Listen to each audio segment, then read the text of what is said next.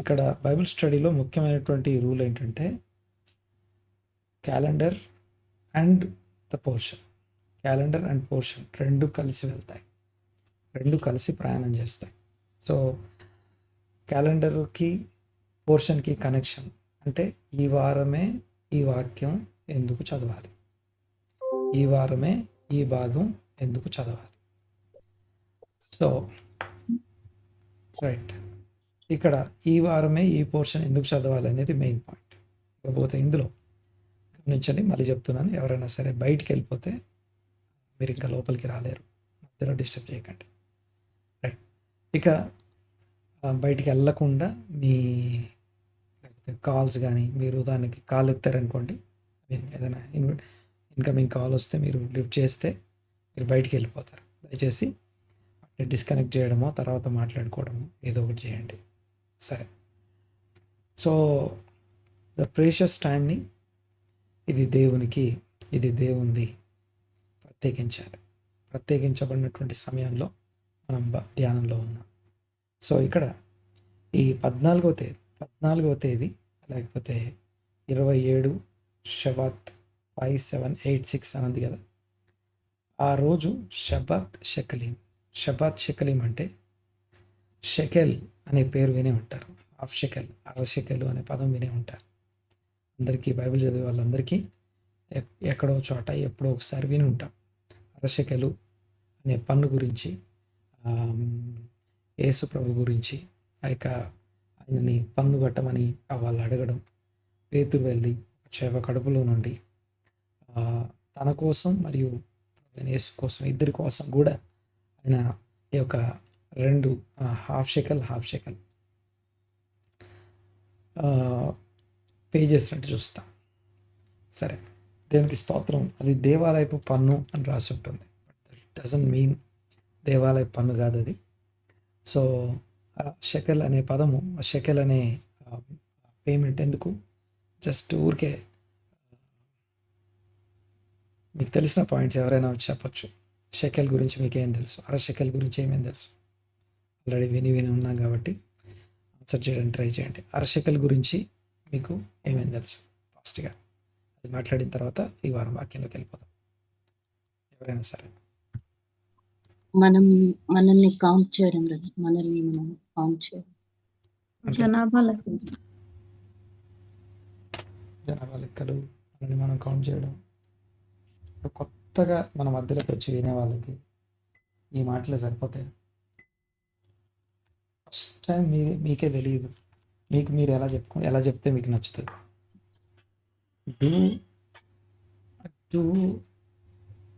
ఏమంటాం మనం, ఇతరులు మీకు ఏమి ఇచ్చేంతరో అదే వారికి చేయండి అని ఉంటుంది కదా. సో అలా చెప్పండి. అయ్యా, గొప్పవాళ్ళు హాఫ్ షెకెల్ కన్నా ఎక్కువ పే చేయకూడదు, పేదవాళ్ళు హాఫ్ షెకెల్ కన్నా తక్కువ పే చేయకూడదు. ఫస్ట్ పాయింట్ ఎవరు చెప్పట్లేదు. నేను ఇశ్రాయేలీయుడిని అని కౌంట్ చేయటానికి కట్టాలి. ఎస్, దేవాలయానికి ఎప్పుడు చెల్లించాలి, అది ఎప్పుడు చెల్లించాలి, అది ఎన్నిసార్లు చెల్లించాలి, అది ఎప్పుడెప్పుడు చెల్లించాలి. Yearly once. ఎప్పుడు షబాత్ షెకల్, అదే ఎప్పుడు వస్తుంది అది, ఈ సాటర్డే. అదే ఎందుకు ఈ వారం ఉంది పర్టికులర్గా, ఏ టైంలో వస్తుంది అంటే తెరుమా పోర్షన్ ముందు.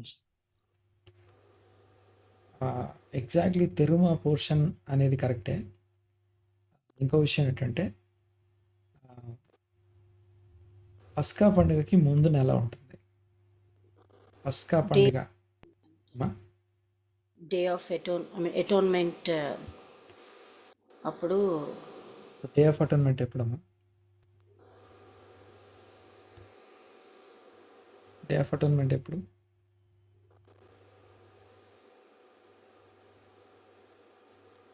డే ఆఫ్ అటోన్మెంట్ ఎప్పుడు? అంటే పస్కా సీజన్లోనే ఉంటుంది కదన్నా, బిఫోర్. ప్లీజ్ కొంచెం మ్యూట్ చేయండి మీరు. ఓకే, డే ఆఫ్ అటోన్మెంట్ అనేది ఎప్పుడు? Day of 7th month 10th day. 7th month. మనం మాట్లాడేది ఫస్ట్ మంత్.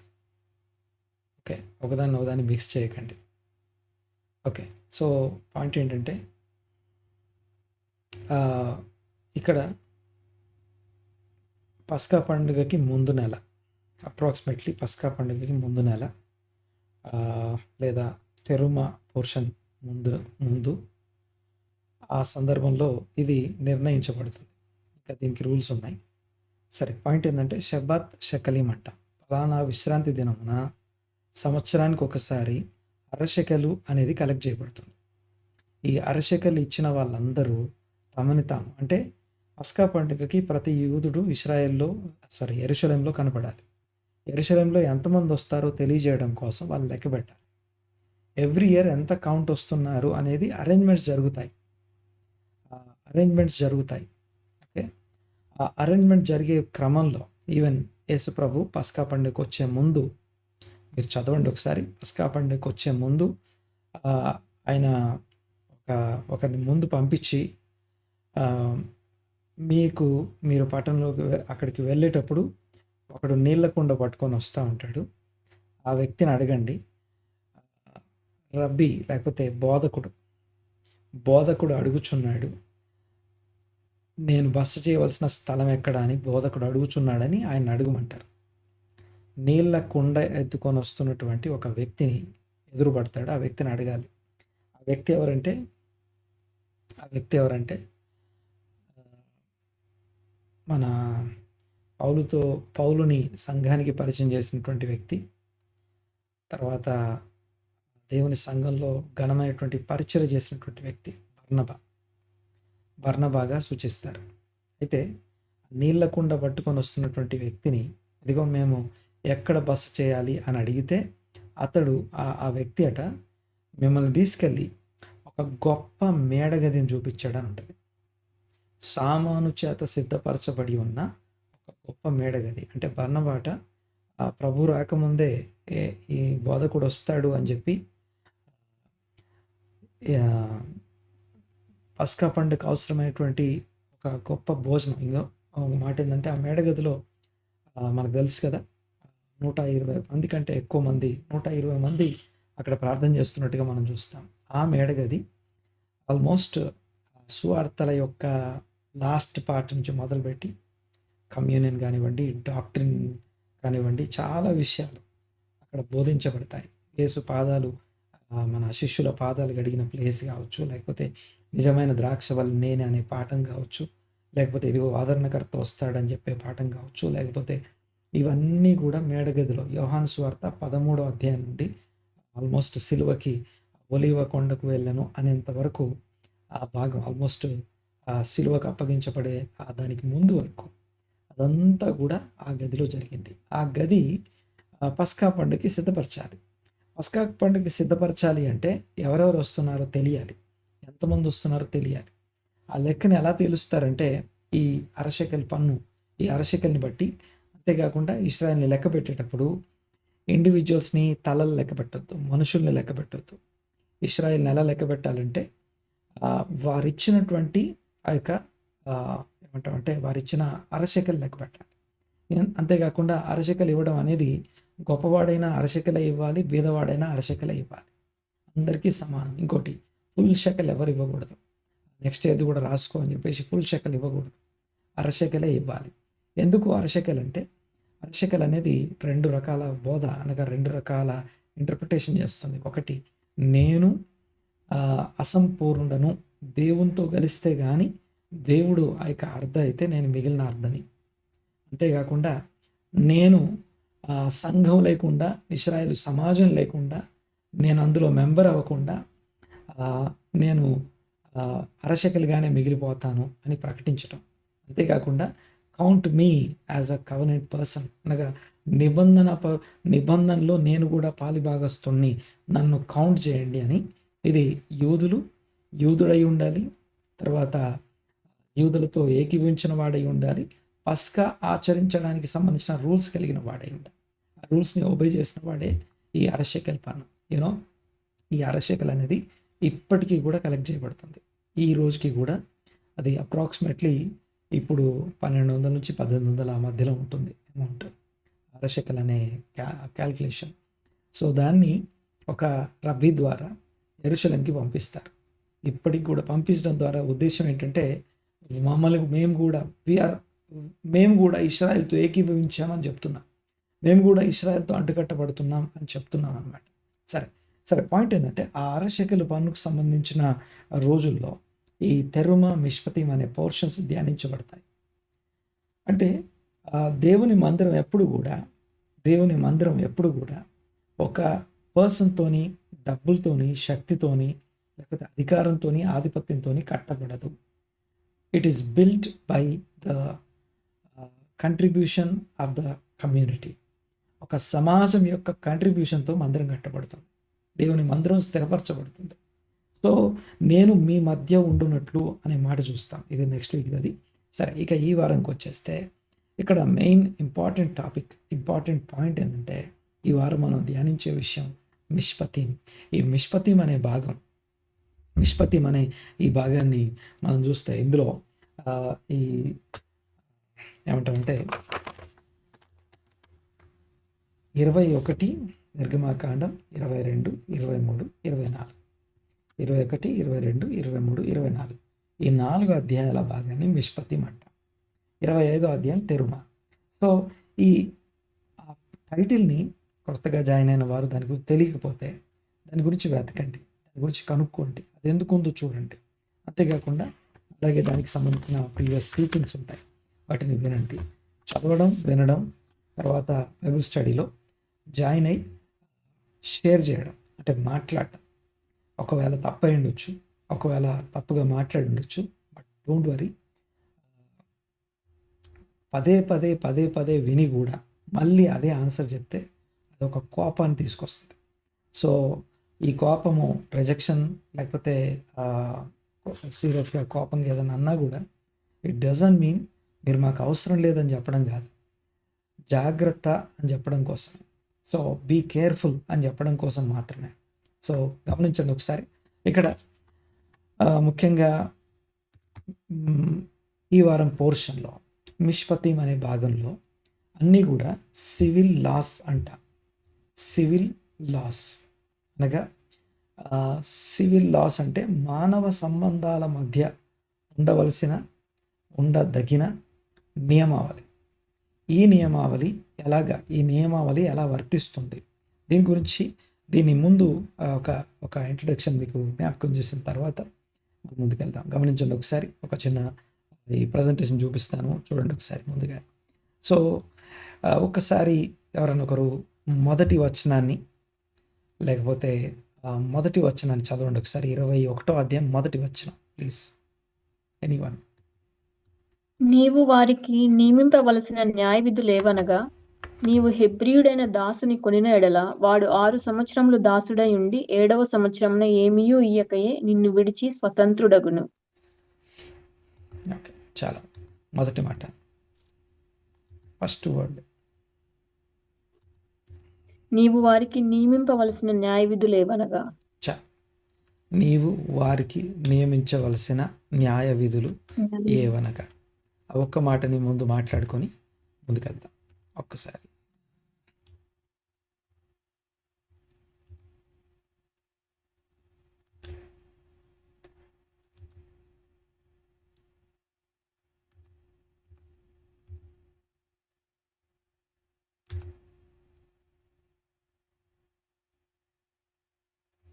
దీనికంటే ముందు ఓకే, ఇక్కడ చూడండి ఒకసారి.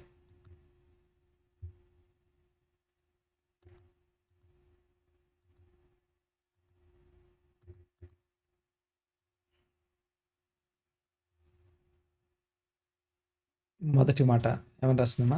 నీవు వారికి,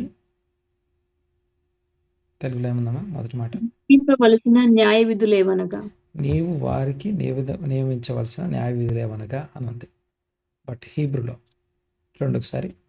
and these are the ordinances అని స్టార్ట్ అవుతుంది. ఆ ఆర్డినెన్సెస్ అనే దగ్గర మిష్పతిం అనే పదం ఉంటుంది, దానికి ఇది ఒక explanation. And these are the ordinances. And these అనే దగ్గర వేఎలే అని రాసి ఉంటుంది.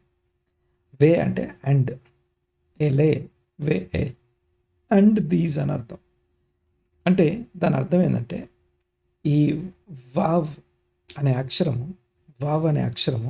అది ప్రీవియస్గా అంతకు ముందు ఉన్నటువంటి మాటలు ఏవైతే ఉన్నాయో, అంటే అంతకుముందు ఏం జరిగింది అంటే సీనాయి కొండ మీద 10 utterances ఆర్ ద 10 సేయింగ్స్, లేకపోతే ద 10 వర్డ్స్.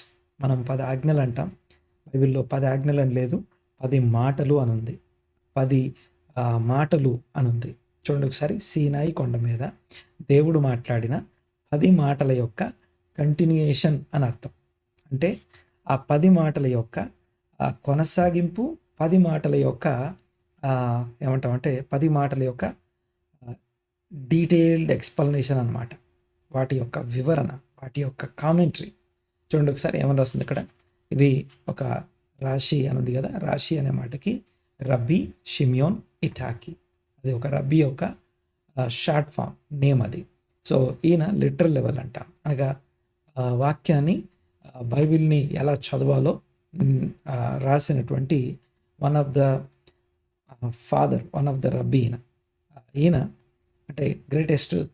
ఎంత అంటే ఈయన ఇంటర్ప్రిటేషన్ చదివితే సరిపోతుంది, మినిమం లెవెల్ అర్థమైపోతుంది అనమాట. చూడండి ఒకసారి, అండ్ దీస్ అనే పదము హీబ్రూ భాష తెలవడం వేరు, హీబ్రూ లాంగ్వేజ్ తెలియడం వేరు. ఆ లాంగ్వేజ్ అక్కడ ఎందుకు అలా రాసుందో అనే విధంగా హీబ్రూ భాష మామూలు మిగతా అన్ని భాషల లాంటి భాష కాదు. ఈవెన్ యేసు ప్రభు కాలంలో కూడా ప్రజలందరూ ఏ భాష మాట్లాడేవాళ్ళు తెలుసా? హీబ్రూ ప్రజలందరూ ఏ భాష మాట్లాడేవాళ్ళు తెలుసా? ప్యాషన్ ఆఫ్ క్రైస్ట్ మూవీ ఎంతమంది చూశారు? ప్యాషన్ ఆఫ్ క్రైస్ట్ మూవీ ఎంతమంది చూశారు? అందులో ఏ భాష ఉంది?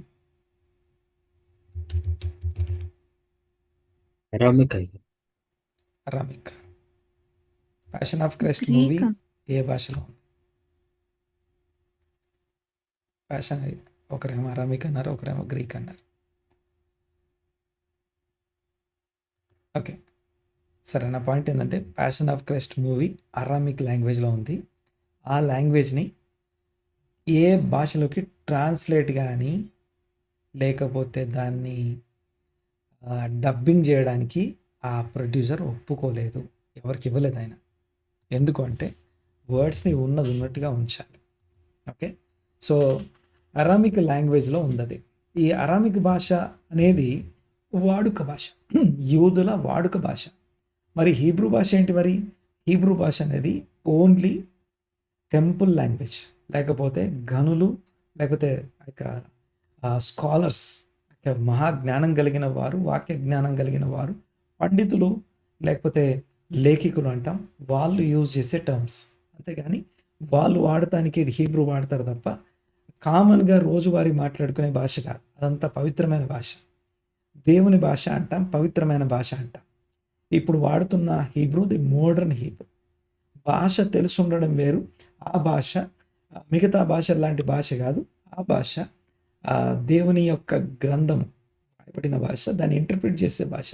అంతేకాకుండా దాన్ని ఆ యొక్క స్కాలర్స్ మాత్రమే యూజ్ చేయడానికి పర్మిషన్ ఉంది.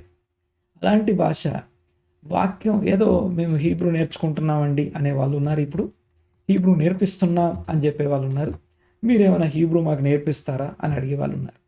పాయింట్ ఏంటంటే హీబ్రూ భాష నేర్చుకుంటే ఏం ఉపయోగం లేదు. కానీ బైబిల్ స్టడీలో హీబ్రూ భాషని, లాంగ్వేజ్లో ఉన్నటువంటి ప్రతి వర్డ్ అక్కడ అలాగే ఎందుకు రాసుందో చెప్పే ఆ ఇంటర్ప్రిటేషన్స్ కూడా చాలా ప్రాముఖ్యమైనవి. సరే, ఇకపోతే ఈ నిర్గమాకాండం 21వ అధ్యాయం 1వ వచనం చూడండి ఒకసారి. నిర్గమాకాండం 21వ అధ్యాయం 1వ వచనం అయితే ఏదైతే రాస్తుందో, అంటే ఈ ఆర్డినెన్సెస్ ఏవైతే ఇక్కడ రాస్తున్నాయో, ఈ ఆర్డినెన్సెస్ ఏవైతే రాస్తున్నాయో ఇవన్నీ కూడా అంతకు ముందు చెప్పబడిన, అంటే 10 ఆజ్ఞలు ఏవైతే సీనాయి కొండ మీద చెప్పబడుతున్నాయో వాటి యొక్క కంటిన్యూయేషన్ మాత్రమే. అంటే ఇవి వేరే సబ్జెక్ట్ కాదు, వేరే విషయాలు కాదు, కానీ వాటి యొక్క వివరణ, వాటి యొక్క ఎలాబొరేటెడ్ ఎక్స్ప్లెనేషన్. అంతేకాకుండా దేవుని యొక్క ధర్మశాస్త్ర గ్రంథంలో మొదటి భాగం యొక్క వివరణ, సరే, దేవుని వాక్యంలో ఎన్ని ఆజ్ఞలు ఉంటాయి? మొత్తం వాక్యంలో ఎన్ని ఆజ్ఞలు ఉంటాయి? ఎన్ని ఆజ్ఞలు ఉంటాయి తోరాలో? 13. 13 వినపడింది అందరికి. 613. 613. ఎస్, 613 ఆజ్ఞలు ఉంటాయి. ఆజ్ఞలు ఎన్ని అంటే 613. ఈ 613 అనేవి డీటెయిల్ ఆజ్ఞలు. ఈ 613 ఆజ్ఞలు 10 ఆజ్ఞల మీద ఆధారపడి ఉంటాయి. ఆ 10 ఆజ్ఞలు 2 ఆజ్ఞల మీద ఆధారపడి ఉంటాయి. అది చెప్తాను. 613 ఆజ్ఞలు 10 ఆజ్ఞల మీద, 10 ఆజ్ఞలు 2 ఆజ్ఞల మీద, 10 ఆజ్ఞలు 2గా డివైడ్ అవుతాయి, 5గా సపరేట్ అవుతాయి. 5 ఆజ్ఞలు ఒక ఆజ్ఞ, 5 ఆజ్ఞలు ఇంకొక ఆజ్ఞ. ఇవి 2 ఆజ్ఞల మీద మొత్తం డిపెండ్ అయి ఉంటుంది. సో ఆ 2 కూడా ఇంకొక దాని మీద, దేని మీద అంటే ఇదిగో నేను వల్ల నీ పొరుగు అని ప్రేమించుము అనే ఒక్క మాట మీద ఆధారపడి ఉంటుంది. సో నేను వల్ల నీ పొరుగు అని ప్రేమించుము అనే ఒక్క మాట మీద ఈ యొక్క వాక్యాలన్నీ ఆధారపడి ఉంటాయి.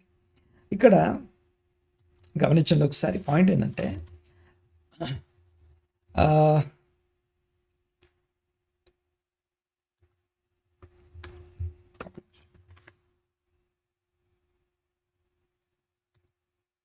ఇక్కడ చూడండి ఒకసారి. ఇది ఇంకొక ఎక్స్ప్లెనేషన్, 21:1 మీద ఉన్న ఇంకొక ఎక్స్ప్లెనేషన్.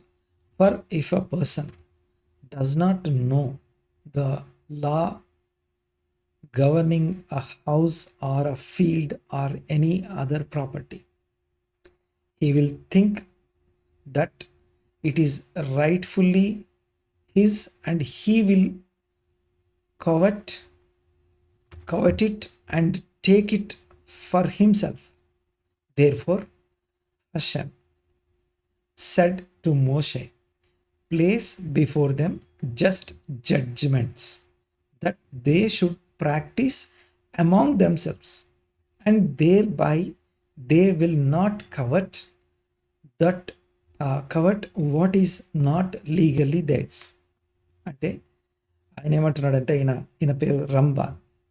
ఈయన ఏమంటున్నాడంటే ఈ 21:1 నిర్గమాకాండం 21:1 ఏదైతే ఉందో ఆ వచనం ఎందుకు రాయబడింది? These are the ordinances, these are the judgements.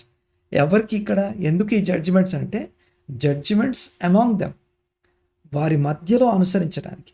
ఒకరితో ఒకరు సివిల్ లాస్ అని మాట్లాడుకున్నాం. మిష్పతీం అనే మాటకి సివిల్ లాస్, జడ్జిమెంట్స్, ఆర్డినెన్సెస్ ఇలా రకరకాల పేర్లతో పిలుస్తాం. బట్ ఏదేమైనా కూడా అవి ఎందుకు అంటే, ముందున్న 10 ఆజ్ఞల యొక్క కంటిన్యూషన్ అనేది ఒకటైతే, రెండోది ఏంటంటే ఆ కంటిన్యూషన్లో ఇవన్నీ కూడా అమాంగ్ దెమ్ అనగా వారి మధ్యలో ఉండాలి. ఇది అంటే ఒక వ్యక్తి ఇంకొక వ్యక్తికి మధ్యలో ఉండాలి. ఫర్ ఎగ్జాంపుల్, ఒక ఇల్లు, ఒక పొలము, లేకపోతే ఒక ఆస్తి, ఇది ఏదైనా కూడా ఒక గవర్నింగ్ అనగా ఒక ప్రభుత్వం కింద అది ఉంది అనే సంగతి తెలిసి ఉండాలి. ఇప్పుడు మన ఇల్లు ఉంది, ఇది మన ఇల్లు అని చెప్పడానికి ఒక ప్రభుత్వం కింద ఎలా ఉంటామో, ఎంత చేసినా మీకు తెలుసా, మన ఇల్లు కావచ్చు, ఏదైనా సరే భారతదేశ నియమాల ప్రకారం మనవి కావు. Any time government can take back, దాన్ని తీసుకోవచ్చు. ఆస్తి హక్కు ఎంత ఉన్నప్పటికీ ఒక రోడ్డు వెడల్పు చేయాలనుకోండి, ఎలాంటి రీజన్ లేకుండా మీ ఇల్లు కూలగొట్టేయచ్చు. మీకు నోటీస్ ఇచ్చి మీ ఇల్లు కూలగొట్టేయచ్చు విత్ ఇన్ఫర్మేషన్. సో అది ఏంటి, మన నియంతృత్వం కాకుండా ప్రజాస్వామ్యం కింద ఉన్నాం కాబట్టి. అయితే ఇక్కడ నా పాయింట్ ఏంటంటే, అమాంగ్ దెమ్ అనగా వారి మధ్యలో ఇవి బోధించాలి. ఎందుకు బోధించాలంటే, ఒక ఇల్లు, ఒక ఫీల్డ్, ఒక పొలము, లేకపోతే ఒక ఆస్తి, ఇది దీని మీద పై అధికారం నాదే, దీని మీద పై అధికారం నాదే అని ఒక మనిషి ఆశించేటప్పుడు అది తనదిగా భావిస్తాడు, ఇదంతా నాదే అనుకుంటాడు. సో దీని మీద పై అధికారం అంటే దేవుడు, పరలోకమందున్న తండ్రి అనుగ్రహించిందే ఈ భూమి మీద ఎవరు ఏది పొందుకోలేరు. ఈ విషయం మనకు తెలిసి ఉండాలి. అంటే దేవుడిస్తేనే మనకు ఒక కారు ఉంటుంది, దేవుడిస్తేనే మనకు ఒక ఇల్లు ఉంటుంది, దేవుడిస్తేనే మనకు ఒక వస్తువు ఉంటుంది, దేవుడిస్తేనే మనకు వస్త్రం, దేవుడిస్తేనే భోజనం. సో ఒకవేళ ఇది దేవుడిచ్చింది కాదు, దేవుడిచ్చింది అని అనుకోకపోతే మనం ఏం చేస్తామంటే ఆశించుట అనే పాపంలో పడిపోతాం.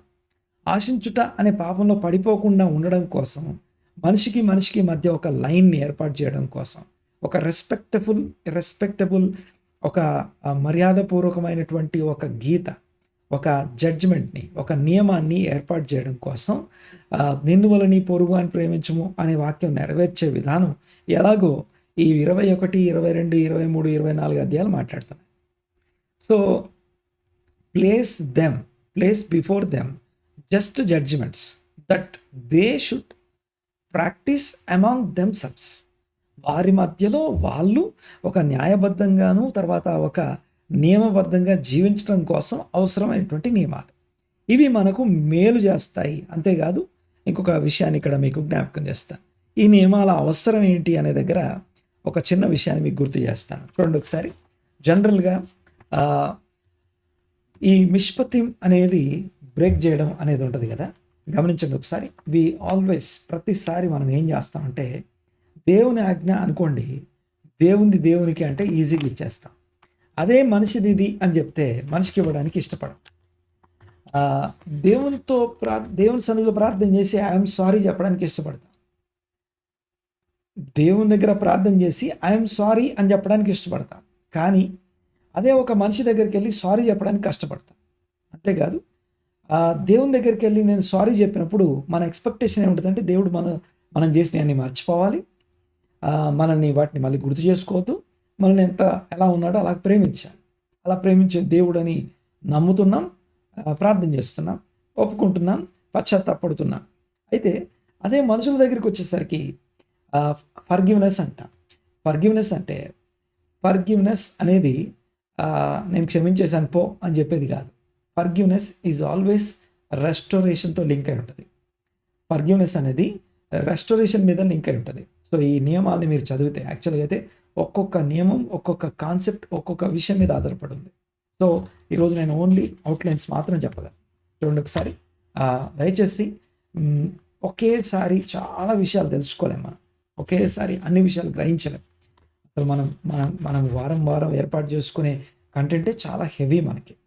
సో అల్టిమేట్లీ పాయింట్ ఏంటంటే, ఈ లాస్ అన్నీ కూడా, ఈ నియమాలన్నీ కూడా ఎందుకు ఉన్నాయంటే మనిషిని ప్రేమించడం అనే విషయం కోసం ఉంది. తర్వాత ఫర్గివ్నెస్ కానివ్వండి, లేకపోతే ఒకరినొకరితో లావాదేవీల విషయం కానివ్వండి, లేకపోతే అవతల వాళ్ళ వస్తువులు మన దగ్గర ఉన్నప్పుడు, మన వస్తువులు వాళ్ళ దగ్గర ఉన్నప్పుడు, సో ఎవరైనా మనకి నష్టం కలిగిస్తే, లేకపోతే మనం ఎవరికైనా నష్టం కలిగిస్తే ఎలా హ్యాండిల్ చేయాలో చెప్తున్నాయి. ఇవన్నీ పైపైన కనపడే నియమాలు మాత్రం కావు, గుర్తుపెట్టుకోవాలి ఒకసారి. పైపైన కనిపించే నియమాలు అస్సలు కావు. అవన్నీ కూడా స్పిరిచువల్ థింగ్స్. ఇంకో విషయం ఏంటంటే, ఇవి చేయకపోవుట, చాలా జాగ్రత్తగా ఈ మాట వినాలి ఒకసారి. ఇవి చేస్తే ఏమవుద్ది, చేయకపోతే ఏమవుద్ది అంటే, ఇక్కడున్న నియమాలని స్టడీ చేయడం, ఇక్కడున్న నియమాలని అలవర్చుకోవడం, ఇవన్నీ కూడా ఫస్ట్ థింగ్. ఒకవేళ చేయకపోతే లిటరల్గా we are going to damage our souls. మరి చెప్తున్నా, క్షమించకపోతే ఏమవుతుంది అని అడిగితే బాగా వినాలి ఈ మాట. క్షమించకపోతే ఏమవుతుంది అంటే, ఏం చెప్పాను నేను?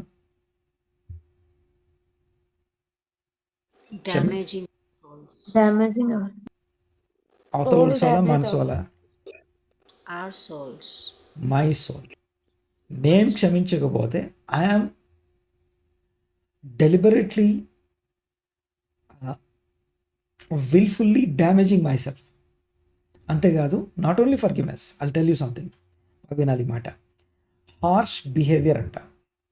Every kind of harsh behaviour, దొంగతనం చేయడం, లేకపోతే దాన్ని ఏమంటామంటే బ్యాడ్ అడ్వైజెస్ ఇవ్వడం, తర్వాత న్యాయం తప్పిపోవడం, లేకపోతే లషోన్హార అంటాం. లషోన్హార అంటే ఈవిల్ టంగ్ అనేది. తర్వాత ఇంకేమంటామంటే షేమింగ్, పబ్లిక్గా షేమ్ చేయడం.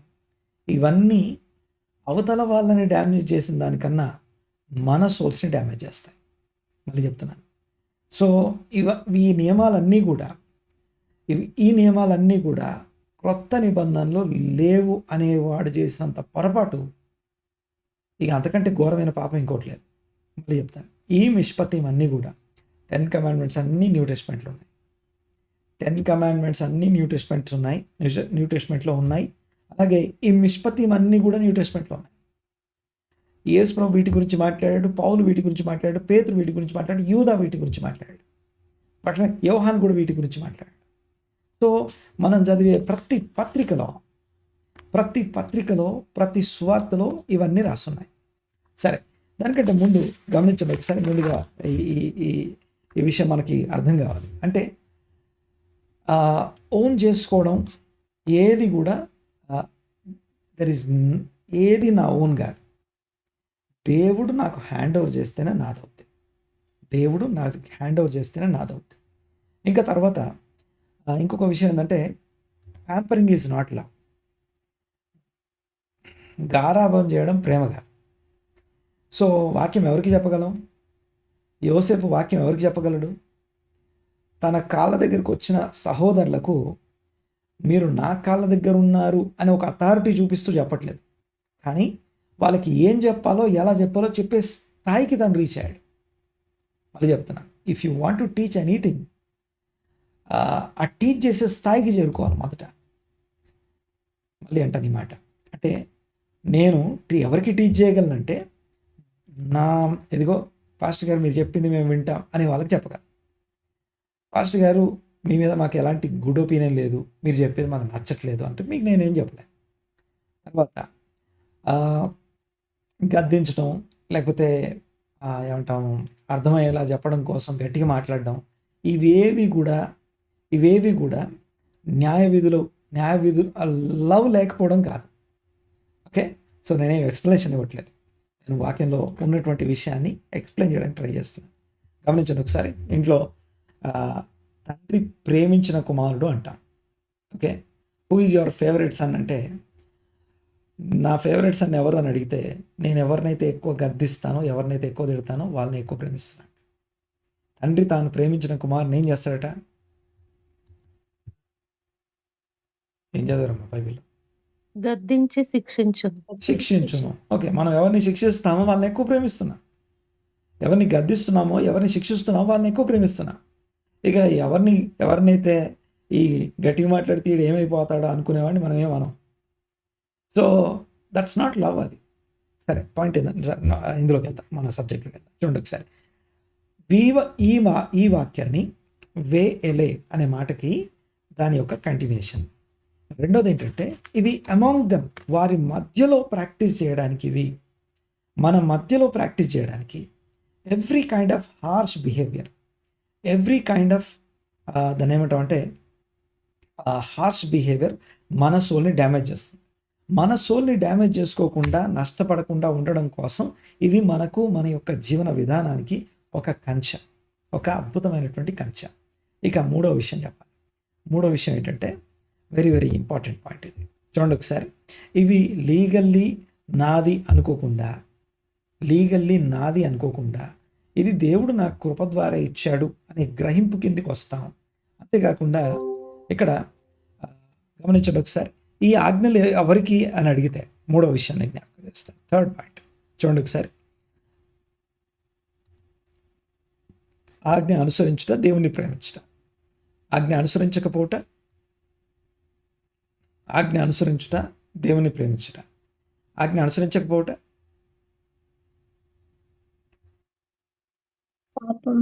పాపం. ఆజ్ఞ అతిక్రమం పాపం అని చెప్తారు. నేను ఇంకో మాట చెప్తాను ఒకసారి. ఆజ్ఞ అనుసరించుట, దేవుని ప్రేమించుట, దేవుని ఆరాధించుట. ఆజ్ఞ అనుసరించకుండా ఎన్ని బలులు అర్పించినా వేస్టే. ఆజ్ఞ అనుసరించకుండా ఎన్ని కానుకలు ఇచ్చినా, ఎంత చారిటీ చేసినా, ఎంత ఘనమైన గొప్ప గొప్ప విషయాలు ఎన్ని చేసినా వేస్టే. ఆజ్ఞ అనుసరించకుండా. బాగా వినాలి ఒకసారి మాట. మరి ఆజ్ఞ అనుసరించకపోతే ఏంటి అంటే విగ్రహారాధనతో సమానం. ఆజ్ఞ అనుసరించుట దేవుని ప్రేమించుట అయితే, ఆజ్ఞ అనుసరించకపోవట దేవుని ద్వేషించుట కావచ్చు, దేవుని లేకపోతే అతిక్రమం పాపం కావచ్చు. బట్ ఆజ్ఞ అనుసరించకపోవట nothing but idol worship, nothing but విగ్రహారాధన చేయరాదు అంటే దాంట్లో మనం ప్రైమరీగా థింక్ చేయాల్సిన పాయింట్ ఏంటంటే ఆజ్ఞ అనుసరించకుండా ఉండడం అని అర్థం. ఆజ్ఞ ఉండకుండా ఆజ్ఞ అనుసరించే వారిగా మారితే విగ్రహారాధన చేయనట్టు. రైట్, చూడండి ఒకసారి. ఇక్కడ ఇంకో థర్డ్ కాన్సెప్ట్ నేను మీకు మాట్లాడాలి. ఓకే, ఇక్కడ ఒక మాట, ఆ విగ్రహారాధన సంబంధమైనటువంటి ఒక ఎక్స్ప్లెనేషన్ ఇది. Greater is one who is commanded to do a మిత్వా. ఎవరు గొప్ప అని అడిగితే ఎవరికైతే ఆజ్ఞాపించబడిందో ఆజ్ఞ పొందినవాడు గొప్పవాడు. దాన్ని అనుసరించడం కోసం మళ్ళీ చెప్తాను, greater is one who is commanded to do a మిత్స్వా and performs than one who is not commanded and performs. ఎవరైతే ఆజ్ఞ పొందరో, నీకు నేను ఏ ఆజ్ఞ ఇవ్వట్లేదంటే యు ఆర్ ద లీస్ట్, నీకు నేను ఆజ్ఞాపిస్తున్నానంటే యు ఆర్ ద బెస్ట్. దేవుడు నన్ను ఆజ్ఞాపించాడు అంటే, దేవుడు ఇశ్రాయేలుకు ఆజ్ఞలు ఇచ్చాడు అంటే దే ఆర్ ద బెస్ట్. దేవుడు అన్యజనులకు ఆజ్ఞలు ఇవ్వలేదంటే దే ఆర్ ద వరస్ట్. ఆజ్ఞలు అనుసరించుట, ఆజ్ఞ ఎవరికి ఇస్తాం? మనం లోబడిన వాళ్ళకి ఇస్తాం. అంటే ఇశ్రాయేలు లోబడ్డారు కనుక వారికి ఆజ్ఞలు ఇవ్వబడ్డాయి. మళ్ళీ చెప్తాను, మొదటిది ఈ ఆజ్ఞలు లేకపోతే ఇవన్నీ కూడా, ఒకటి 10 ఆజ్ఞల యొక్క కంటిన్యూషన్, 2 ఇవన్నీ కూడా ఇశ్రాయేలుల మధ్య అనుసరించడానికి, వారి మధ్యలో అనుసరించడానికి, 3వది లోబడిన వారికి ఆజ్ఞ పొందిన వారు గనులు. 3వ పాయింట్, ఆజ్ఞ పొందిన వారు గనులు. ఎందుకో చెప్తాను, చూడండి ఒకసారి. This is very very very very important. Okay, చూడండి ఒకసారి. ఎందుకు ఇది గొప్పది అంటే, వాళ్ళు ఏమన్నారు తెలుసా? 19వ అధ్యాయంలో, అంటే లాస్ట్ వీక్ పోర్షన్లో 19వ అధ్యాయంలో, ఇదిగో నీవు అనుసరిస్తావా అన్నప్పుడు వాళ్ళు ఏమన్నారండి? నా సే వెనిష్మా అన్నారు. ఆ మాటకి అంటే మేము అనుసరిస్తాం. 19వ అధ్యాయం 5వ వచనం, 19వ అధ్యాయం చదవం ఒకసారి, 5-6 వచనాలు, 6 5-6 వచనాలు చదవండి. నిర్గమాకాండం 19 5-6 వచనాలు ఫాస్ట్గా. కాగా మీరు ఆ మాట శ్రద్ధగా విని నా నిబంధనను అనుసరించి నడిచిన ఎడల మీరు సమస్త దేశ జనులలో నాకు స్వకీయ సంపాద్యమగుదురు. ఓకే, సమస్త భూమియు నాదే కదా. మీరు నాకు యాజక రూపమైన రాజ్యముగాను పరిశుద్ధమైన జనముగాను ఉందురని చెప్పుము. నీవు ఇశ్రాయేలుతో పలుకోవలసిన మాటలు ఇవే అని చెప్పగా, మోషే వచ్చి ప్రజల పెద్దలను పిలిపించి యెహోవా తనకు ఆజ్ఞాపించిన ఆ మాటలన్నీ వారి ఎదుట తెలియపరిచెను. అందుకు ప్రజలందరూ యెహోవా చెప్పినదంతయు చేసేదమని ఏకముగా ఉత్తరం ఆయన ఇచ్చిరి. చెప్పినంత చేస్తామని ఏకముగా ఉత్తరం ఇచ్చిరి అన్నది కదా. ఆ మాట హీబ్రూలో నా సే వెనిష్మా, we will do and we will hear. We will do and we will hear. మేము మామూలుగా మనం ఏమంటాం? ఎవరన్నా ఇదిగో నేను చెప్పింది చేస్తావా అంటే ముందు ఏం చేయాలో చెప్పంటాం. చెప్పింది విని అర్థం చేసుకొని వీలైతే చేస్తామంటాం. కానీ వాళ్ళు ఏమన్నారు తెలుసా? 50 రోజుల 47 రోజుల ట్రైనింగ్లో వాళ్ళు అన్న మాట ఏంటంటే, మేము చేస్తాము అండ్ వింటాం. ఏది ముందు?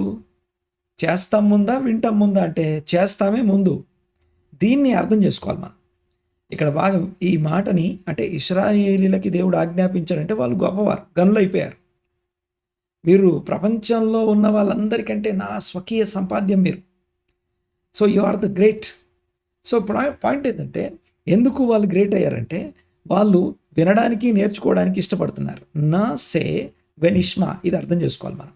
అంటే ఈ ఆజ్ఞలన్నీ కేవలం విని వదిలేసేవి కాదు, దాని వెనకాల ఉన్న విషయం వినండి ఒకసారి. మామూలుగా మనం విని నేర్చుకొని చేస్తామంటాం, కానీ వాళ్ళు ముందు చేస్తాము తర్వాత వింటాం. అంటే దాని అర్థం ఏంటంటే మేము చేసుకుంటూ వెళ్ళిపోతాం. నువ్వేం చెప్తే అది చేస్తాం, ఏం చెప్తే అది చేస్తాం. ఆగమంటే ఆగుతాం, కూర్చోమంటే కూర్చుంటాం, లేవమంటే లేస్తాం, నడవమంటే నడుస్తాం, ఆగమంటే మేము నువ్వేం చెప్తే చేస్తాం. మీరు ఆజ్ఞాపించినవన్నీ చేస్తాము ఏకస్వరంతో. చూడండి ఒకసారి, ఇక్కడ ఒక ఎక్స్ప్లెనేషన్ ఉంది. మీనింగ్ హషం వీఆర్ కమిటెడ్ టు యూ. మేము కమిటెడ్ అంటే మీకు కమిట్ అయి ఉన్నాం, మీరేం చెప్పినా చేస్తాం. రెండో చూడండి ఒకసారి, therefore it is not necessary for us to hear what the other మిత్జ్వోత్ ఆర్. ఆ తర్వాత ఆజ్ఞలు ఏంటో మేము వినాల్సిన అవసరం లేదు.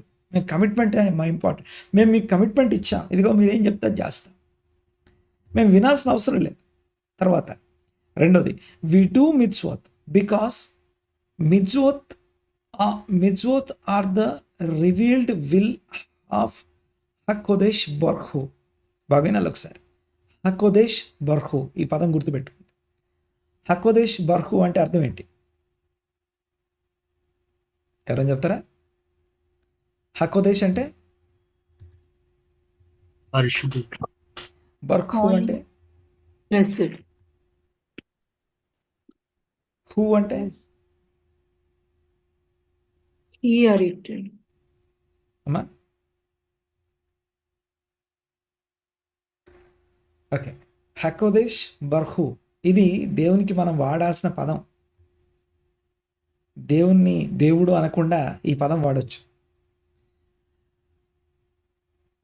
బ్లస్డ్ బరుకు అంటే బ్లస్డ్. ఓకే. హకోదేశ్ అంటే పరిశుద్ధుడు. సో పరిశుద్ధుడు, దీవించబడిన ఆయన అని అర్థం. సరే, ఓకే. దాని గురించి మీరు తర్వాత మాట్లాడుకుందాం. అది చాలా ప్రాముఖ్యమే. ఇప్పుడు హషేమ్ అంటాం మనం. ఆ హషేమ్ అన్న దగ్గర కూడా ఈ పదం వాడచ్చు, ఈ ఫ్రేజ్ యూజ్ చేయొచ్చు. హకోదేశ్ బర్హు పరిశుద్ధ దేవుడు అని అర్థం. పరిశుద్ధ దీవించ సకల ఆశీర్వాదాలకు కారణం అంటాం, చూసారా, అలాంటి వాడు. తర్వాత మన తెలుగులో దాన్ని ట్రాన్స్లేట్ చేయలేము యాక్చువల్గా. నా సే వెనిష్మా, we will do and we will hear. ముందు మేము చేస్తాము, వింటాం. Is the collective commitment of the people of Israel to the divine will of హషెమ్. దేవుని చిత్తం అంటే ఇది. ఓకే, కొత్త నిబంధనలో చూపిస్తాను నేను. ఓకే, వెయిట్ చేయండి.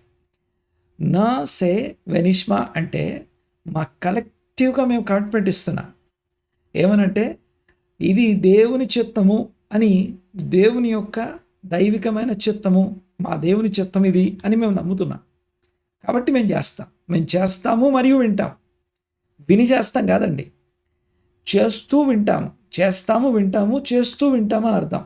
ఇప్పుడు ఓకే, మొత్తం అన్నీ చెప్పకండి, నాకు అన్నీ ఒకేసారి చెప్పకండి. ఇప్పుడు ఏం చేయాలి చెప్పండి, కూర్చో. తర్వాత ఏం చేయాలి, తర్వాత అంటే ఇప్పుడు ఒక్కసారి మొత్తం ఇచ్చేసి మా దారిలో మేము వెళ్ళిపోతాం అనట్లేదు. మేము చేస్తూ వింటూ కొనసాగుతామని అర్థం. ఓకే, ఇంకా చూడండి ఒకసారి. ఓకే, వి సే, నా సే బిఫోర్ నిష్మా. జనరల్గా నా సే అనే మాటకి ఈజ్ ద రూట్ వర్డ్ ఆసా, meaning we will produce your will without నిష్మా. అంటే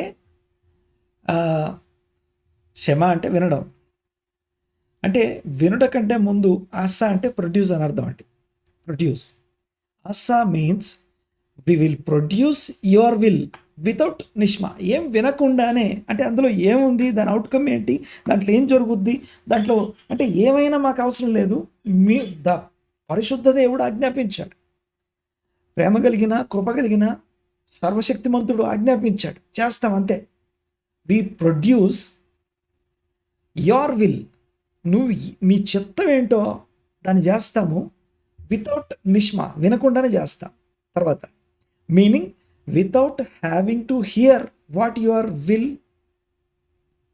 ఎంటైల్స్. అంటే ఆ చిత్తం ద్వారా ఏం జరగబోతుందో, దాని తర్వాత దాని ముగింపు ఏంటో అవేవి మాకు అవసరం లేదు. దేవునికి స్తోత్రం కలుగును గాక. సో ఈ మాటలన్నీ వారు స్వయంగా అన్నారు కాబట్టి,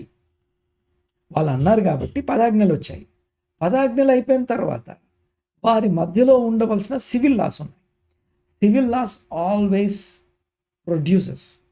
సివిల్ లాస్ యొక్క మెయిన్ విల్ ఏంటంటే ఇశ్రాయేలు యొక్క సోల్స్ అనేవి డ్యామేజ్ అవ్వకుండా ఉండడం కోసం. మన సోల్స్ డ్యామేజ్ అయ్యేది ఎవరో నిన్ను హర్ట్ చేస్తే డ్యామేజ్ అవ్వదు, నువ్వు ఫర్గివ్ చేయకపోతే డ్యామేజ్ అవుతుంది. అది తెలియ ఒక ఎగ్జాంపుల్ చెప్తాను. నేను రీసెంట్గా నేను చదివిన ఒక ఎగ్జాంపుల్ని మీకు జ్ఞాపకం చేస్తాను. కొన్ని సంవత్సరాల కింద జరిగిన విషయం ఇది. ఒక రబినికల్ ఎక్స్ప్లెనేషన్లో ఇది నేను విన్నాను. తర్వాత దాన్ని స్టడీ చేస్తాను, అది అలాగ నిజంగా అలా జరిగిందా అని.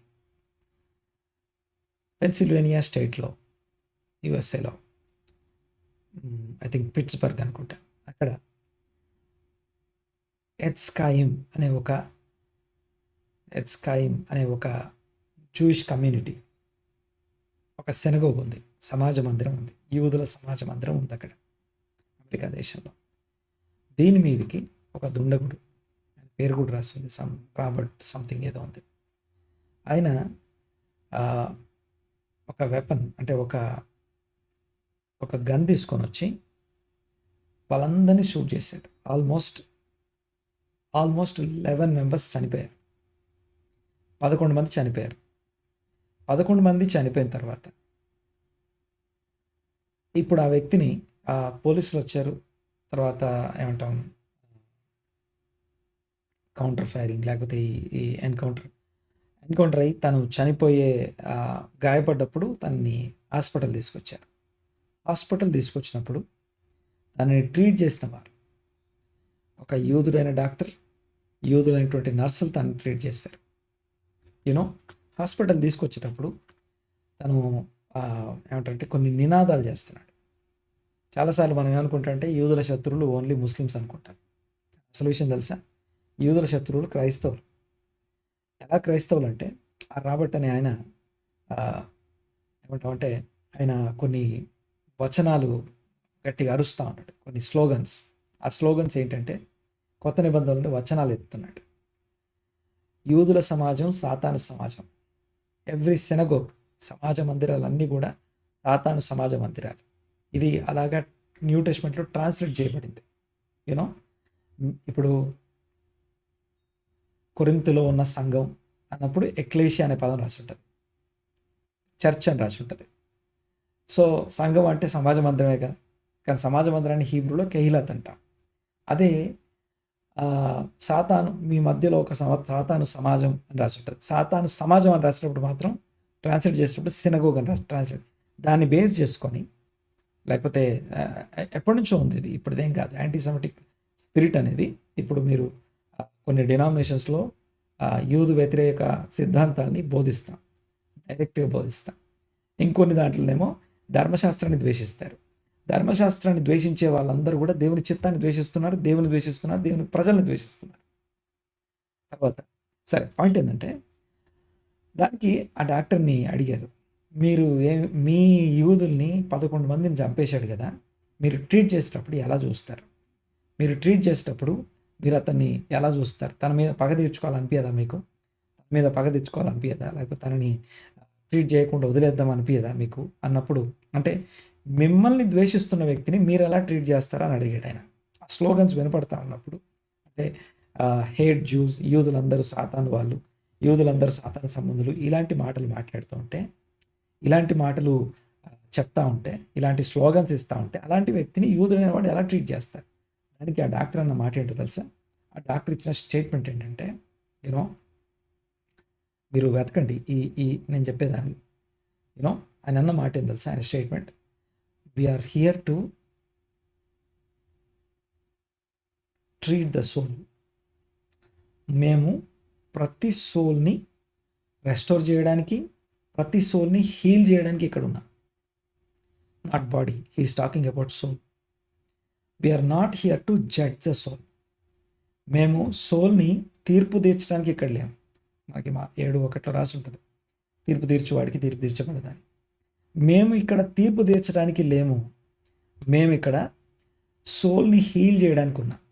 సో ఎవ్రీ జూ, ప్రతి యూదుడు ఈ బోధ పొందినవాడు గనుడు. ఆజ్ఞలు ఎవరు పొందుతారు అంటే ఆజ్ఞలు పొందిన వారు గనులు. ఇప్పుడు ఎవరికి పని చెప్తాం మనం? మన మాట వినే వాళ్ళకే కదా. మన మాట విని మనకి లోబడే వారికే మనం ఏమైనా చెప్పగలం.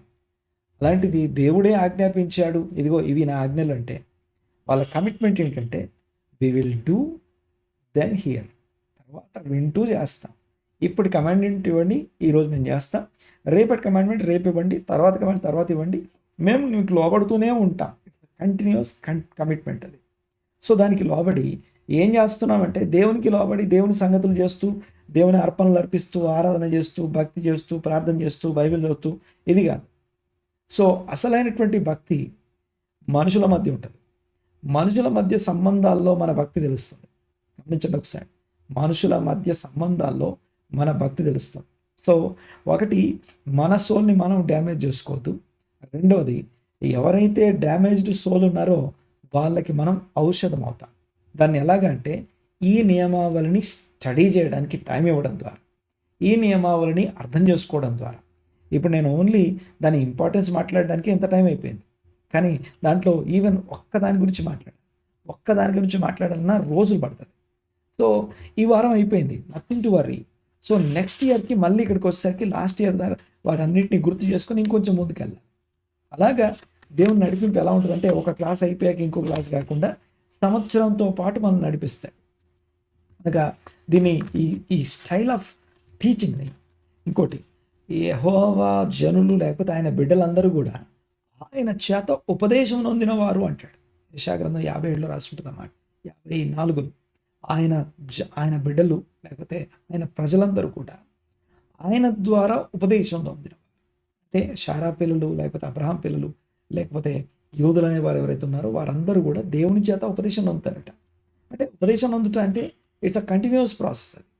సో సంవత్సరం గడిచే కొద్దీ, వారం గడిచే కొద్దీ ఈ వారం పోర్షన్ అయిపోవాలి. ముగించేద్దాం అనే ధోరణి కాకుండా దాంట్లో నుంచి నేర్చుకుందాం, మార్చుకుందాం, గ్రహించి నా సోల్ని హీల్ చేసుకోవడానికి దేవుడు తన వాక్యం పంపిస్తున్నాడు. మన సోల్ని మనం హీల్ చేసుకోవడం కోసం, మన సోల్ని మనం ప్రొటెక్ట్ చేసుకోవడం. రక్షణ లేనివాడు ప్రాకారం లేని పట్టణంతో సమానం. అంటే ఒక పట్టణానికి ప్రాకారం ఎంత ఇంపార్టెంటో ఒక సోల్కి ఈ నియమావళి అంత అవసరం. ఈ నియమావళి సోల్ని ప్రొటెక్ట్ చేస్తుంది, సేవ్ చేస్తుంది, హీల్ చేస్తుంది. తర్వాత ఒకవేళ మనం కనుక ఈ నియమావళికి దూరంగా ఉంటే హార్ష్ వర్డ్స్ కానీ లేకపోతే లషోనారా, చెప్పుడు మాటలు, ఈ మాటలు అక్కడ, ఆ మాటలు ఇక్కడ మాట్లాడుతూ ఒక సూత్రం చెప్తాను వినండి ఒకసారి. ఒకరి మీద నీకు ఎంత కోపం వచ్చినా సరే, ఒకరి మీద అది మీ ఇంట్లో కావచ్చు, మీ బంధువులు కావచ్చు, ఆ కోపం ఏం చేస్తుందంటే నీ లోపల ఒక బిట్టర్నెస్ని క్రియేట్ చేస్తుంది. ఆ బిట్టర్నెస్ నీ సోల్ని డ్యామేజ్ చేయడం స్టార్ట్ చేస్తుంది. ఎంత కోపం వచ్చినా దాన్ని అధిగమించడానికి అవసరమైన డివైన్ పొటెన్షియల్ పరిశుద్ధాత్ముడు నీకు చేసే సహాయం అది. పరిశుద్ధాత్ముడు మనకు చేసే సహాయం అది. సో మన బిట్టర్నెస్ మన సోల్నే నాశనం చేస్తుంది. మన బిట్టర్నెస్ మన సోల్నే గాయం చేస్తుంది, మన సోల్నే డ్యామేజ్ చేస్తుంది.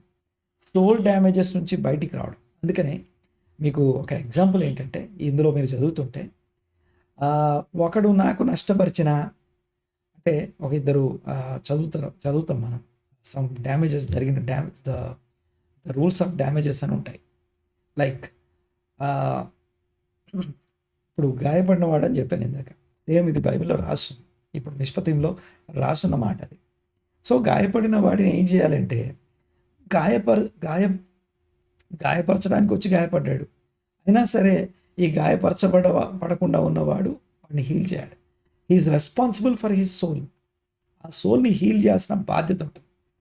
తర్వాత ఇంకోటి, ఈ మిష్పతి అంతట్లో ఉన్న ఒక కాన్సెప్ట్ ఏమంటామంటే అరవూత్ అంట. అరవూత్ అంటే the covenant of mutual responsibility. So total ఈ మిష్పతిం యొక్క కాన్సెప్ట్ని అరవూత్, యూదు సిద్ధాంతాల్లో లేకపోతే దైవిక నియమాలు వారు అనుసరిస్తున్న నియమావళి ఏంటంటే అరవూత్ అంటే, దీనికి ఒక మాట ఎవరికైనా గుర్తుందా? ఒక పదం వాడతాం మనం. ప్రతి యూదుడు ఇంకో యూదునికి రెస్పాన్సిబుల్ అని చెప్పేసి ఒక పదం చెప్పాను, ఒక ఫ్రేజ్ చెప్పాను, ఎవరికైనా గుర్తుందా? కోల్ ఇస్రాయేల్ అరవిమ్ జేబాజే. కోల్ ఇజ్రాయెల్ అరవూత్ అరవిమ్. ఆ మాటకి I'm responsible for other soul అని అర్థం. ఐఎమ్ కోల్ ఇజ్రాయెల్ అంటే ఎవ్రీ ఇస్రాయెల్, ప్రతి ఇస్రాయేలీయుడు. కోల్ అంటే ఎవ్రీ, మొత్తం అని అర్థం. అరవిమ్ జే బజే అంటే మేము, అంటే ప్రతి విశ్వాసి ఇంకొక విశ్వాసికి కావలివాడు, ఇంకొక విశ్వాసికి బాధ్యుడు అయి ఉంటాడు. సో ఇది కయీను సిండ్రోమ్ అంట. కయీను నీ సహోదరుడు ఎక్కడా అని అడిగితే నేనేమన్నా నా సహోదరునికి కావలివాడనా అంటాడు. ఆ మాటల వెనకాల చాలా ఉంటుంది, చాలా సబ్జెక్ట్ ఉంది అందులో, అంటే చాలా లోతైన విషయాలు అందులో ఉంటాయి. So all Israel are responsible for another. ఇది ఈ మిష్పతిం యొక్క ముఖ్యమైనటువంటి కాన్సెప్ట్ ఇది. సో ఒక్కొక్క అధ్యాయాన్ని వివరించుకుంటూ వెళ్ళాలి, ఒక్కొక్క అధ్యాయాన్ని దీంట్లో నుంచి మాట్లాడుకుంటూ వెళ్ళాలి. సో ఒక్కొక్క నియమం యొక్క ఉద్దేశం ఈ అరవూత్ అనే భాగం, అరవూత్ అనే కాన్సెప్ట్. ఇది అర్థం కాకపోతే, దీని గురించి మనం తెలుసుకోలేకపోతే మనం చాలా మిస్ అవుతాం. యూనో ఈ ఎరెవ్ అనే మాటకి ఎరెవ్ అంటే అర్థం ఏంటి? ఎరెవ్ అంటే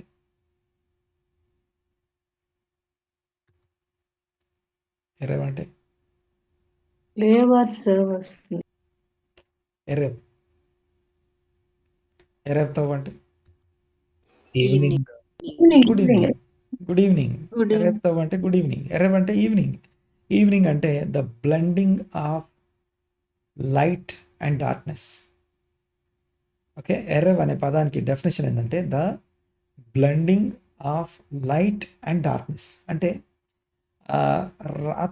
పగలు రాత్రిగా మారే ఒక బ్లెండింగ్ టైం ఉంటుంది చూసారా, దాన్ని ఎరెవ్ అంట.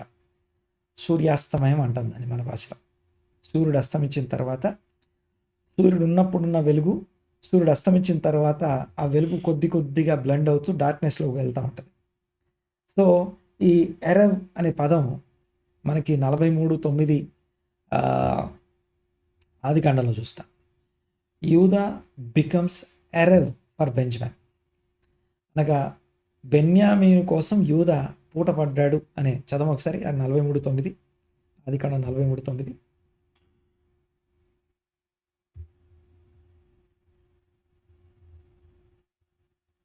నేను అతని గూర్చి పూట పడుదును. ఆ పూట పడుదును నీవు- అన్న దగ్గర ఈ ఎరెవ్ అనే పదం చూస్తాం. పూట పడడం అంటే ఐఎమ్ రెస్పాన్సిబుల్ ఫర్ హిమ్ అని అర్థం. ఈ అరవుత్ అనేది ఈ మిష్పతీంలో ముఖ్యమైనటువంటి కాన్సెప్ట్. ఎరెవ్ అరవుత్ అంటే బెన్యామీన్కి ఏమన్నా అయితే నాది బాధ్యత, బెన్యామీన్కి ఏం కాకుండా నేను అడ్డం ఉంటాను, నేను చూసుకుంటాను. అలాగా అందరు యూదులు లేకపోతే అందరు ఇశ్రాయేలీలు ఇంకొక ఇశ్రాయేలునికి బాధ్యుడై ఉంటాడు. సో ఇది కొత్త నిబంధన సంఘం నియమాలలో చాలా ప్రాముఖ్యమైనటువంటి విషయాలు ఇవి. ఇందులో నుంచే కొత్త నిబంధన నియమాలు ఉన్నాయి. జస్ట్ కొన్ని చెప్పేసి ఇప్పటికీ ముగిస్తాను ఫాస్ట్గా. హెబ్రీ పత్రిక 7వ అధ్యాయం 22. హెబ్రీ పత్రిక 7వ అధ్యాయం 22 ఫాస్ట్గా చదవాలి ఒకసారి.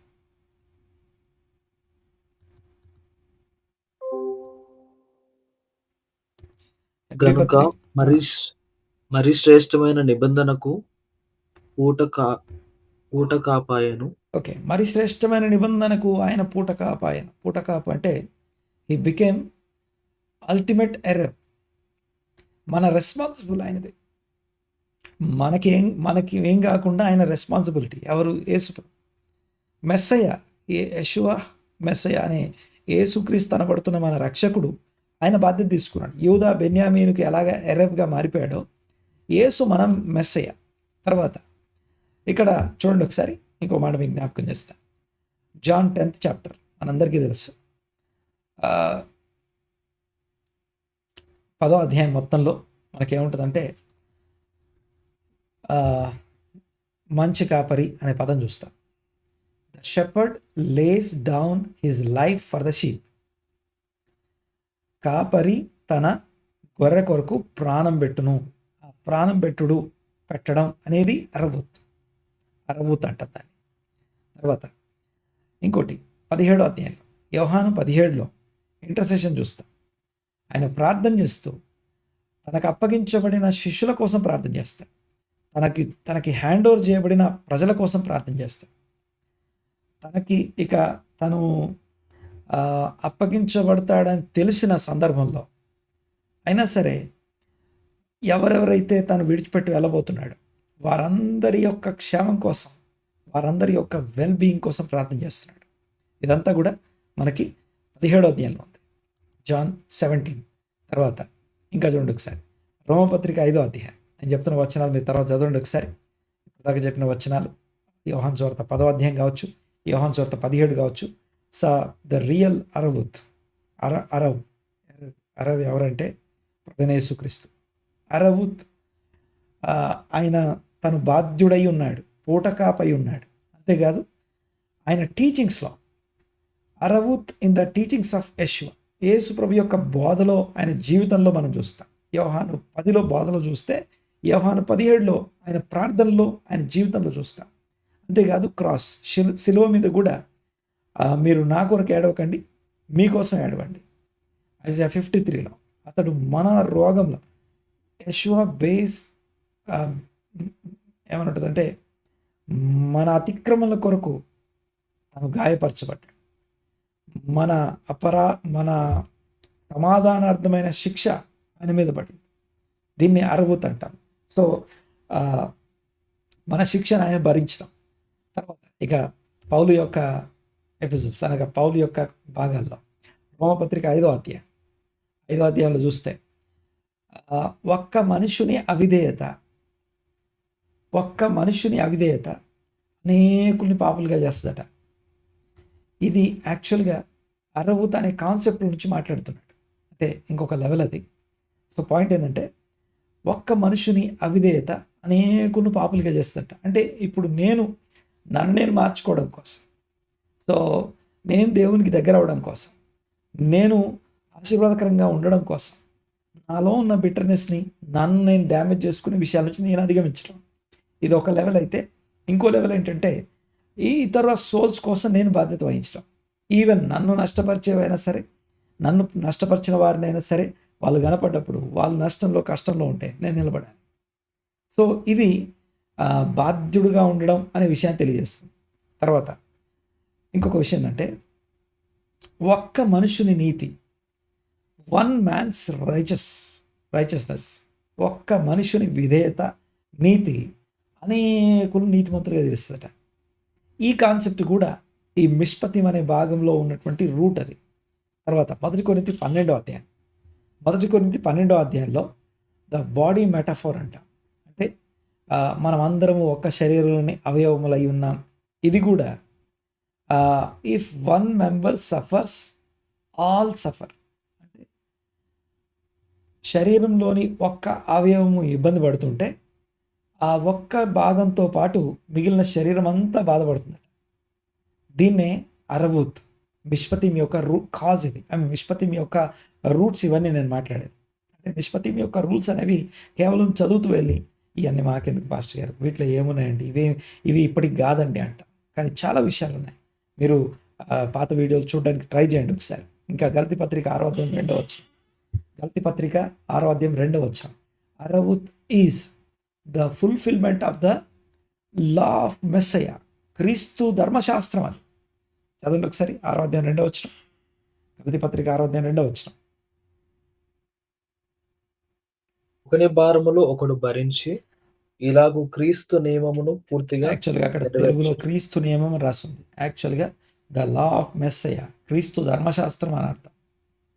క్రీస్తు నియమము, క్రీస్తు ధర్మశాస్త్రం. అది ఏంటది? ఒకని భారం ఇంకొకడు భరించడం ద్వారా. ఈ మిష్పతిలో ఉన్న ముఖ్యమైన ఉద్దేశం ఒకని భారం ఇంకొకటి భరించుట. ఇవన్నీ క్రొత్త నిబంధన విషయాలు. తర్వాత ఇంకా నేను సెల్ఫ్ డ్యామేజ్ గురించి మాట్లాడలేదు. ఎఫెసీ పత్రికలో ఇందాక చదివితే ఎఫెసీ పత్రిక గురించి మాట్లాడుకుంటే అక్కడ సందర్భానుసహితంగా కృపాసహితమైనటువంటి వచనమైన మీ నోట రానియండి, బూతులు కానీ పలానా వచనాలు రానివ్వకండి. ఎందుకంటే it damages your soul first. ఒక బూతు మాట్లాడితే మన సోల్ని మనం డ్యామేజ్ చేసుకుంటాం ఫస్ట్, తర్వాత అవతల సోల్ని. తర్వాత అంటే మనం బాధ్యతగా వ్యవహరించడం, బాధ్యతగా జీవించడం అనేది ఈ మిష్పతి మనకు మాట్లాడతాం. తర్వాత ఇంకా రోమపత్రిక 8వ అధ్యాయం, ఎఫెసీ పత్రిక 3, 4, 5, 6 అధ్యాయాలు చదవండి ఒకసారి. ఒకరి కోసం ఒకరు నిలబడ్డం. తర్వాత స్పిరిచువల్ అకౌంటబిలిటీ అంట. అరవూత్ అనేది అకౌంటబిలిటీ అని అర్థం. అరవూత్ అనే పదానికి అసలు మీనింగ్ ఏంటంటే accountability. One person is accountable for another. అందరూ ఇశ్రాయేలీలు ఇంకో ఇశ్రాయేలీనికి బాధ్యులై ఉన్నారు. అకౌంటబిలిటీ, లెక్క చెప్పాలి. నీ బంధువులు, నీ స్నేహితులు, నీ రక్త సంబంధికులు సోల్స్ ఏమయ్యాయి అని దేవుడు అడిగితే మనం లెక్క చెప్పాలి. బాధ్యత వహించడం కోసం ఆ నియమాలన్నీ ఉన్నాయి. ఆ నియమాలన్నిటి వెనకాల సోషల్ జస్టిస్ ఉంది. ఆ నియమాలన్నిటి వెనకాల స్పిరిచువల్ అకౌంటబిలిటీ, నా పర్సనల్ స్పిరిచువాలిటీ. నువ్వు ఎంత ఆత్మీయుని అని అడిగితే మనం ఎంత భక్తి చేస్తామో చెప్తాం, ఎంత ప్రార్థన చేస్తామో చెప్తాం, ఎంత వాక్య ధ్యానం చేస్తామో చెప్తాం. కానీ అసలు విషయం తెలుసా? అసలు ఆత్మీయత ఎక్కడ ఉంటుందంటే ఎంతవరకు you are responsible for the souls, ఎంతవరకు you are responsible for the community కోసం బాధ్యత లేకుండా వ్యర్థంగా కానీ లేకపోతే అమర్యాదగా ప్రవర్తించే ప్రతి సోల్ ఫస్ట్ తనని తాను డ్యామేజ్ చేసుకుని ఇతర సోల్స్ని డ్యామేజ్ చేస్తాం. So any kind of bitterness, any kind of ఏమంటే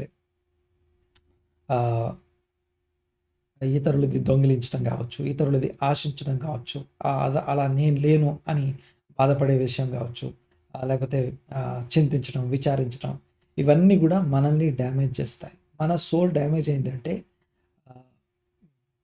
ఒక సోల్ డ్యామేజ్ అయ్యి సిక్ అయిందంటే ఆ సోల్ ఊరికే ఉండదు, తన చుట్టూ ఉన్న పరిస్థితులన్నిటిని డ్యామేజ్ చేస్తుంది. కాస్మస్ అనగా టోటల్ విశ్వానికి నిప్పు పెడుతుంది.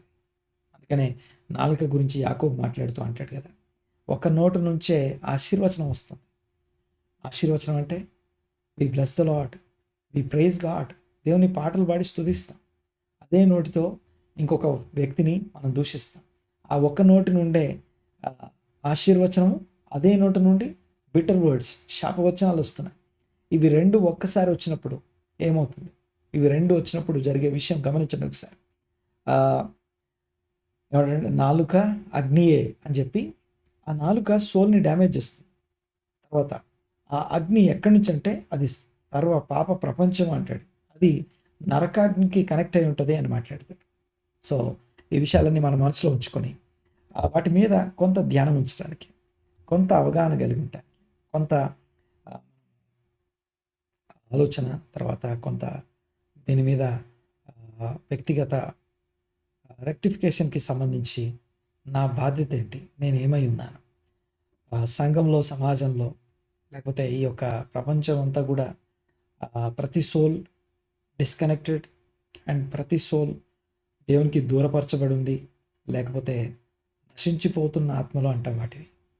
నాశనానికి జోగుతున్న వారి విషయంలో మన బాధ్యత, నువ్వు వెళ్ళి నోరు తెరిచి చెప్పిన సువార్త కంటే నిన్ను నువ్వు మార్చుకొని, నిన్ను నువ్వు డ్యామేజ్ చేసుకోకుండా, నువ్వు ఇతరులను డ్యామేజ్ చేసుకోకుండా జీవించే జీవితం గొప్పది.